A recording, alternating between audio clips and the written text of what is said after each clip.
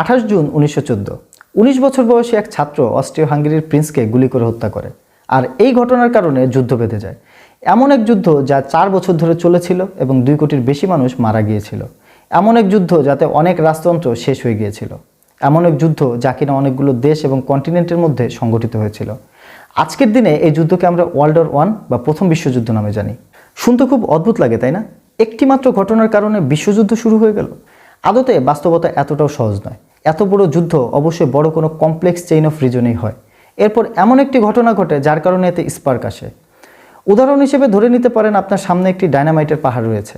আপনি একটি ম্যাচের কাঠি জ্বালিয়ে যদি সেই ডায়নামাইটের পাহাড়ে আগুন লাগিয়ে দেন এবং এতে যে ব্লাস্ট হবে তা ম্যাচের কাঠির কারণে হবে না, যে ডায়নামাইটের পাহাড় ছিল সে কারণে হবে।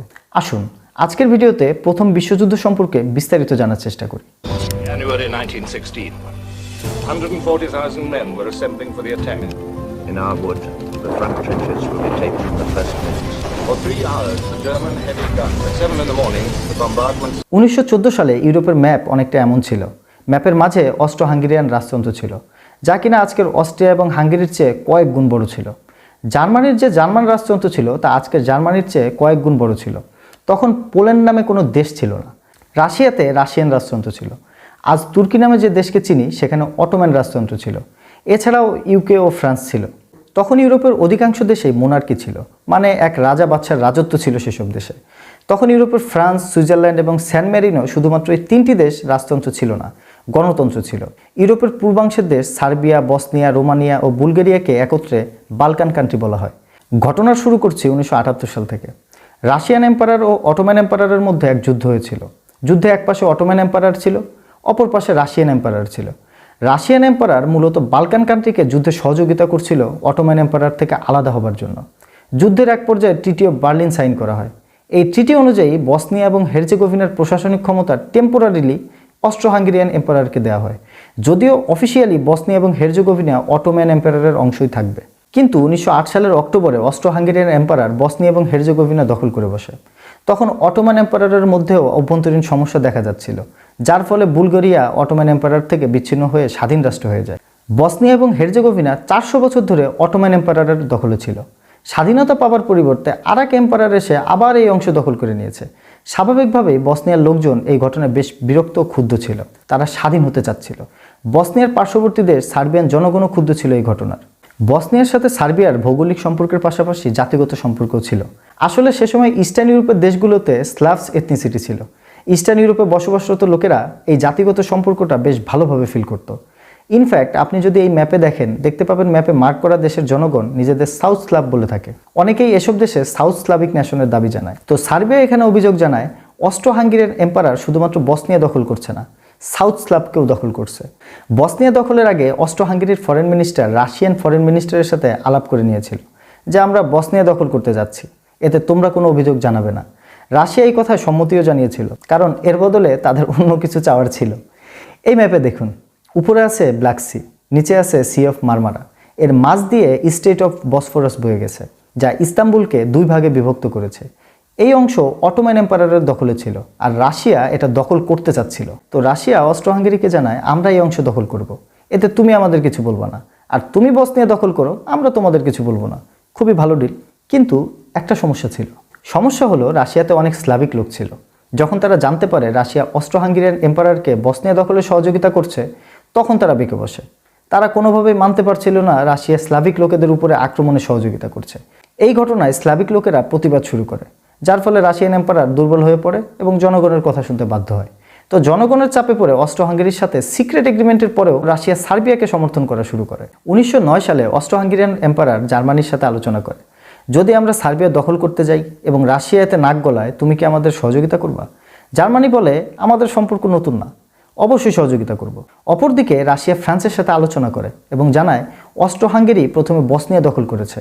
যখন সার্বিয়া এটা নিয়ে অভিযোগ দিয়েছে, তখন অস্ট্রো হাঙ্গেরিয়ান এম্পায়ার এবং জার্মানি একসাথে সার্বিয়াতে আক্রমণের পরিকল্পনা করছে। তো চলো আমরা একসাথে তাদের উপর আক্রমণ করি। ফ্রান্স জবাবে বলে, কে কাকে আক্রমণ করবে, দখল করবে, এতে আমার কি যায় আসে, আমি এসবে ইন্টারফেয়ার করব না। ফ্রান্স যুদ্ধে সম্মত না হওয়ায় রাশিয়া শান্ত হয়ে যায় এবং বসনিয়ার এই দখলদারিত্ব মেনে নিতেই হয়।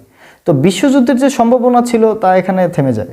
কিন্তু এরপর আসে দ্য অ্যাসাসিনেশন অফ ফার্ডিনান্ড, মূলত অস্ট্রো হাঙ্গেরির বসনিয়া দখলের পর সেখানে জনগণ তো চুপচাপ বসে থাকবে না, তারা স্বাধীনতা চায়, যার ফলে এক রেভলিউশনারি মুভমেন্টের শুরু হয় যাকে বলা হয় ইয়ং বসনিয়া, যা মূলত এক স্টুডেন্ট রেভলিউশনারি গ্রুপ। সার্বিয়ান লোকেরা তাদের এই মুভমেন্টে সহযোগিতা করেছিল। তাদের উদ্দেশ্য ছিল স্বাধীন দেশ তৈরি করা। শুধুমাত্র বসনিয়া ও হেরজেগোভিনাকে স্বাধীন করা তাদের উদ্দেশ্য ছিল না, বরং সার্বিয়ার সাথে ইউনাইট করাটা তাদের উদ্দেশ্য ছিল। সোজা কথায় রেভলিউশনের মাধ্যমে বসনিয়া, হেরজেগোভিনা এবং সার্বিয়া মিলে এক সাউথ স্লাভিক রাষ্ট্র বানাতে চাচ্ছিল, যার নাম হবে ইউগোস্লাভিয়া। এখানে ইউগো অর্থ সাউথ এবং স্লাভিয়া তাদের জাতিগত পরিচয়। বাস্তবে যদিও এমনটা হয়েছিল, কিন্তু পরে তা ভেঙেও যায়।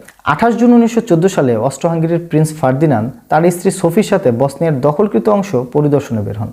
এদিকে বসনিয়ান রেভলিউশনারির 6 জন তরুণ প্রিন্সকে মেরে ফেলার পরিকল্পনা করে।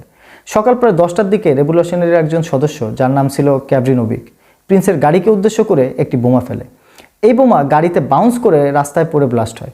এতে প্রিন্সের সাথে থাকা 20 জন লোক আহত হয়। প্রিন্স ফার্দিনান্দ জীবন নিয়ে সেখান থেকে পালিয়ে বাঁচেন। এরপর প্রিন্সের যেখানে যাবার কথা ছিল সেটা ক্যান্সেল করেন এবং বসনিয়ান এম্পায়ারকে বলেন, আমি আপনাদের শহর ঘুরতে এসেছি, আর আপনারা আমাকে বোমা দিয়ে স্বাগত জানিয়েছেন। এরপর তিনি আহত লোকেদের দেখতে হাসপাতালে যাবার কথা ভাবেন। হাসপাতালে যাবার পথে তার গাড়ি বাই মিস্টেক একটি ভুল টার্ন নিয়ে নেয়। যখন গাড়ি চালক সঠিক পথে যাবার জন্য গাড়ি ঘোরাচ্ছিল, তখন প্রিন্স বুঝতে পারেন তারা একজন রেভলিউশনারির মাত্র 5 ফিটের মধ্যে অবস্থান করছেন। গাভরিলো প্রিন্সিপ, এক 19 বছর বয়সী ছাত্র, যার ব্যাপারে ভিডিওর একদম শুরুতে আমি বলেছিলাম। সে তৎক্ষণাৎ গুলি চালিয়ে দেয় প্রিন্স ফার্দিনান্দ এবং তার স্ত্রী সোফির উপর। এতে তারা মারা যান। গাভরিলো প্রিন্সিপকে তখনই গ্রেফতার করা হয়, কিন্তু তার বয়স 20 বছর হতে 2 মাস বাকি ছিল। আইন অনুযায়ী তাকে ফাঁসি দেওয়ার সুযোগ ছিল না, তাই এই ঘটনায় 20 বছর কারাদণ্ড দেওয়া হয় গাভরিলোকে। ট্রায়ালের সময় সে জানায়, আমি একজন ইউগোস্লাভ ন্যাশনালিস্ট, আমার উদ্দেশ্য পুরো ইউগোস্লাভকে একত্রিত করা। এটা দেখার বিষয় না ইউগোস্লাভ কোন দেশের অংশ হবে, আপাতত শুধু অস্ট্রিয়া থেকে আমরা স্বাধীনতা চাই। অস্ট্রো হাঙ্গেরিয়ান এম্পায়ার এই ঘটনায় রাগান্বিত হয়ে সার্বিয়া আক্রমণ করে বসেন।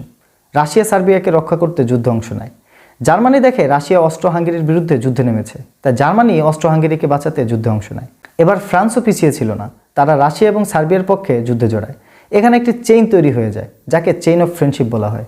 সে সময় বানানো এই পলিটিক্যাল কার্টুন এই ঘটনাকে বেশ ভালোভাবে ডিসক্রাইব করে। ইতালি তখন অস্ট্রো হাঙ্গেরি এবং জার্মানির অ্যালায়েন্স ছিল, তবুও একটি এগ্রিমেন্টের কারণে তারা এই যুদ্ধে অস্ট্রো হাঙ্গেরি এবং জার্মানিকে সহযোগিতা করেনি। কারণ এগ্রিমেন্টে উল্লেখ ছিল, যদি কোনো দেশ আক্রমণ করে তাহলে আমরা সহযোগিতা করব। কিন্তু এখানে তো লিটারালি জার্মানি এবং হাঙ্গেরি সার্বিয়াকে দখল করতে যাচ্ছে, তো আমরা এখানে অ্যালায়েন্সদের সহযোগিতা করছি না। যেহেতু রাশিয়ার সাথে অটোম্যান এম্পায়ারের শত্রুতা ছিল, সেহেতু তারা অস্ট্রো হাঙ্গেরিয়ান সাপোর্টে চলে যায়। রাশিয়া, ফ্রান্স এবং যুক্তরাজ্যের মধ্যে এক অ্যালায়েন্স ট্রিটি ছিল, ট্রিপল এন্টেন্টে নামে। ফলে যুক্তরাজ্যও রাশিয়ার পক্ষে এই যুদ্ধে যোগ দেয়। আর এভাবে শুরু হয় এক বড় যুদ্ধের, যেখানে সকল দেশ একে অন্যের সাথে যুদ্ধে জড়িয়ে পড়ে। পরবর্তীতে যুক্তরাজ্য এবং ফ্রান্সের পক্ষে আমেরিকা এবং জাপান এক হয়ে এই যুদ্ধে জড়িয়ে পড়ে। তো এভাবে শুরু হয় প্রথম বিশ্বযুদ্ধ। যদিও জেনে থাকবেন, এরপরে আমেরিকা এবং জাপান একে অন্যের বিপরীতে দ্বিতীয় বিশ্বযুদ্ধে জড়িয়ে পড়েছিল, যে যুদ্ধে বিশ্বের প্রথম পারমাণবিক বোমার ব্যবহার হয়েছিল এবং জাপানের 2 লক্ষ মানুষ মারা গিয়েছিল। দ্বিতীয় বিশ্বযুদ্ধ এবং জাপান আমেরিকার যুদ্ধ সম্পর্কে একটি বিস্তারিত ভিডিও রয়েছে আমার চ্যানেলে, যা আই বাটনে ক্লিক করে বা ডিসক্রিপশনে দেওয়া লিঙ্ক থেকে দেখতে পারেন।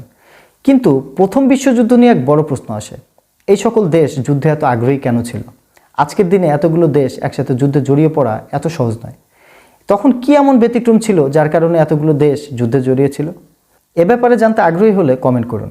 আপনাদের কমেন্টের উপর ভিত্তি করে আমি পরবর্তীতে এ বিষয়ে বিস্তারিত ভিডিও তৈরি করব। Till then, keep learning, keep exploring.